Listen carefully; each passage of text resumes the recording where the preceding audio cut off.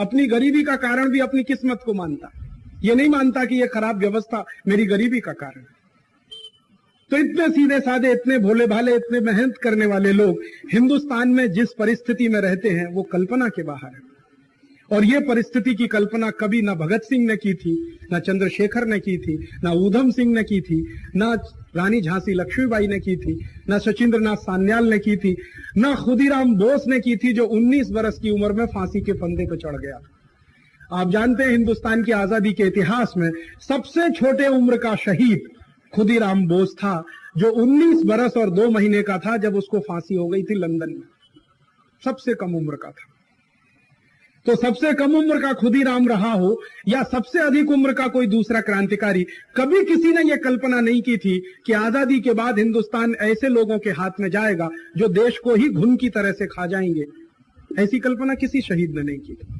अगर की होती तो आजादी के लिए लड़ाई नहीं लड़ी होती उन्होंने, जब उनको यही मालूम होता कि ऐसे लोगों के हाथ में देश जाने वाला है। आजादी के पहले के क्रांतिकारी देश की आजादी के लिए अपना घर दान देते थे, अपना जीवन दान देते थे, अपनी पत्नी को कुर्बान किया, अपने बच्चों को कुर्बान किया। और आजादी के बाद के ये नेता अपना घर भरने के लिए, अपना परिवार भरने के लिए देश को दांव पर लगा सकते हैं, देश की अस्मत को दांव पर लगा सकते हैं, देश के स्वाभिमान से सौदा कर सकते हैं, देश के आत्मसम्मान को भी बेच सकते हैं। तो कितना बड़ा फर्क है 1947 से पहले के भारत में और 1947 के बाद के भारत में। इसलिए मैं कई बार तो लोगों से कहता हूं कि आजादी आई है लेकिन वो कहीं खजूर में अटक गई है। गिरी जरूर लेकिन खजूर में अटक गई, हम तक नहीं पहुंची हो। आजादी हमने कहां देखी? हम तो वही भ्रष्टाचारी भारत देख रहे हैं जो अंग्रेजों के जमाने में था। मेरे पास 1930 के कुछ दस्तावेज हैं। 1930 में हमारे यहां संसद चला करती थी और संसद की यही बिल्डिंग हुआ करती थी जो आज भी है। 1930 के दस्तावेज हैं जिसमें भारत सरकार ने बजट पेश किया। भारत सरकार माने अंग्रेजों की सरकार। तो अंग्रेजों का वायसराय बजट पेश कर रहा है। 1930 की घटना बता रहा हूं आपको। 27 फरवरी 1930 का दिन संसद में बजट पेश किया जा रहा है। तो बजट क्या है वो आपको बताता हूं। 130 करोड़ रुपए का बजट है। आप जरा ध्यान से सुनना, 1930 के आंकड़े हैं। 130 करोड़ रुपए का टोटल बजट है, जिसमें से 110 करोड़ रुपया पगार का खर्चा है। 1930 की बात बताता हूं यार। तो जब अंग्रेजों का शासन चलता था तो 130 करोड़ के बजट में 110 करोड़ रुपया पगार का खर्चा होता था। अब काले अंग्रेजों का शासन चलता है, आप देख लो 3.5 लाख करोड़ के बजट में या 3,80,000 करोड़ के बजट में 80% खर्चा पगार या विदेशी कर्जे के ब्याज का खर्चा। कोई फर्क नहीं है आजादी के पहले के भारत में और आजादी के बाद के भारत में। आजादी के पहले भी बजट का पैसा विकास पे खर्च नहीं हुआ कभी भी, आजादी के बाद भी नहीं हो रहा है।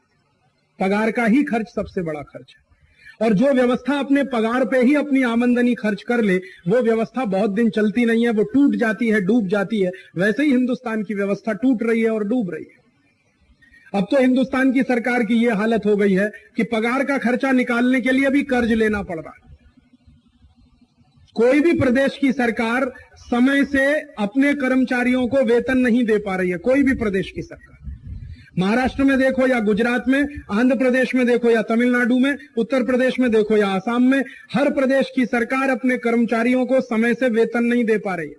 महाराष्ट्र की तो ये हालत है, जो हिंदुस्तान का नंबर 1 प्रदेश हुआ करता था, इंडस्ट्रियल स्टेट माना जाता था, वहां की सरकार फरवरी के महीने की पगार अभी जुलाई में दे रही है, मार्च के महीने की पगार अगस्त में मिलेगी, अप्रैल के महीने की पगार सितंबर में आएगी, मई के महीने की पगार अक्टूबर में मिलेगी। यह हालत महाराष्ट्र में। गुजरात की हालत इससे कोई बहुत बेहतर नहीं है, उत्तर प्रदेश के इससे भी ज्यादा खराब है। बिहार की कल्पना नहीं कर सकते आप वहां की हालत क्या। बिहार में तो 3-3 बरस की पगार इस बरस मिली है, 3 बरस जूनी पगार इस साल मिली है बिहार में। यूनिवर्सिटी में पढ़ाने वाले प्रोफेसर्स को और टीचर्स को 3 बरस पहले की पगार इस बरस दिया है बिहार सरकार। यह स्थिति हिंदुस्तान के सभी प्रदेशों की। अब पगार के लिए भी कहीं से कर्ज लेना पड़ता है सरकार को, माने हम जो टैक्स दे रहे हैं उस टैक्स में से पगार भी पूर्ति नहीं पड़ रही है, उसके लिए भी कहीं से कर्ज लेना पड़ रहा है। तो आखिर ये टैक्स का पैसा जा कहां रहा है? आप जो टैक्स दे रहे हैं, मैं जो टैक्स दे रहा हूं, टैक्स का सारा पैसा हिंदुस्तान की सरकार कर्जे के ब्याज में चुका रही। हमारे हिंदुस्तान सरकार का एक साल का जो कुल आमदनी है लगभग उसका 50% कर्जे के ब्याज में चला जाता है। और जिस देश की आमदनी का 50% कर्जे के ब्याज में जाए वो देश का विकास कैसा होगा वो आपकी कल्पना में आप ले सकते हैं। ऐसी परिस्थिति देश की है। कर्ज के लिए ब्याज, ब्याज के लिए कर्ज, ऐसे दुष्चक्र में हम फंसे हुए हैं।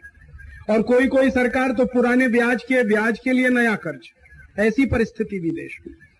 कोई कोई समय ऐसा भी आया है इस देश में जब सरकारों के पास एक पैसा नहीं बचा खजाने में, तो जो रिजर्व फंड है गोल्ड का, सोने का, वो बेचा है सरकारों ने। 1991 में चंद्रशेखर ने 20 मीट्रिक टन सोना बेचा था। उसके बाद पीवी नरसिम्हा राव ने 47 मीट्रिक टन सोना बेचा था। ऐसी परिस्थिति देश में, ऐसी भयंकर आर्थिक परिस्थिति है। उसके बाद एक दूसरा हिस्सा और है इस देश का। हिंदुस्तान की सरकार रोज भाषण करे, हर साल भाषण करे, और आप उसके भाषण में देखो, वो चाहे 15 अगस्त का हो या 26 जनवरी का, हर सरकार ये कहती है कि हम रोजगारी बढ़ाएंगे, रोजगारी बढ़ाएंगे, रोजगारी बढ़ाएंगे। लेकिन 10 बरस से लगातार रोजगारी इस देश में कम हो रही है। हर बरस रोजगारी कम हो रही है। 1991-92 में जितने कारखाने हमारे देश में चलते थे उसमें आज 6.5 लाख कारखाने कम हो चुके हैं। माने 1991 से 2002 तक हिंदुस्तान के 6.5 लाख कारखाने बंद हो चुके हैं। रोजगारी बढ़ नहीं रही है, लगातार कम हो रही है। आप जाओ गुजरात में कोई भी जीआईडीसी में घूम कर आओ, महसाणा की जीआईडीसी हो या हालोल की, कलोल की जीआईडीसी हो या अहमदाबाद की, वडोदरा की हो या सूरत की, कोई भी जीआईडीसी में घूम कर आओ, 70% फैक्ट्रियां बंद, कहीं 80% फैक्ट्रियां बंद, कहीं 85% फैक्ट्रियां बंद। और फैक्ट्रियां ये बंद क्यों हो रही हैं इतनी बड़ी संख्या में? अहमदाबाद की सब कापड़ मिलें बंद पड़ी हैं, सूरत में कापड़ मिलें बंद हो रही हैं, मुंबई की कापड़ मिलें बंद हो रही हैं।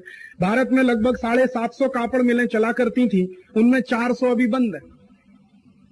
क्यों बंद हो रही हैं कापड़ मिलें? क्यों बंद